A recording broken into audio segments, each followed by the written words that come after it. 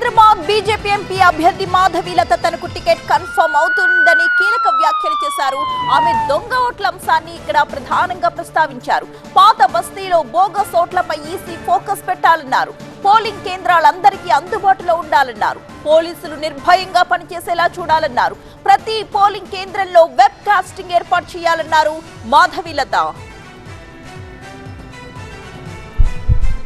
40 ఏళ్ల బానిసత్వం నుంచి ఆ కాన్స్టిట్యుయెన్సీని విముక్తి చేసే ఒక అద్భుతమైన అవకాశం ఆ భారత మాత బీజేపీ పెద్దవాళ్ల ద్వారా నాకు ఇప్పించినట్టు అనిపిస్తుంది. I feel I'm blessed to get this opportunity.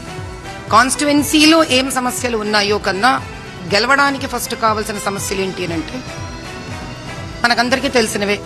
అక్కడ అద్భుతమైన బోగస్ ఓట్లు ఉన్నాయి. అద్భుతం ఎందుకంటున్నానంటే అంత పెద్ద నంబర్ ఉందని. ఆ బోగస్ ఓట్లు వెళ్ళిపోవాలి అని అంటే ముందు ఇప్పుడు మనకి సెంట్రల్ ఎలక్షన్ కమిషన్ అందరినీ వాళ్ళ ఓటర్ ఐడీస్ అప్లోడ్ చేయమని చెప్పాలి.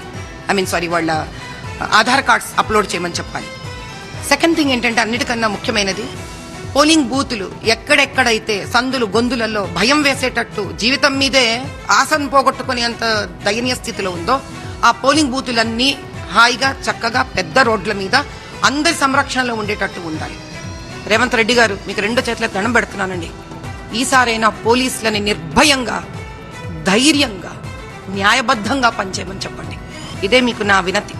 ఇక్కడ ఒక వ్యక్తి నిర్ణయించుకోవాలి ఓటు ఎవరికి వెయ్యాలి అని. ఆ వ్యక్తి ఓటే ఇంకెవరో నిర్ణయించేసి గుద్దేసుకోకూడదు.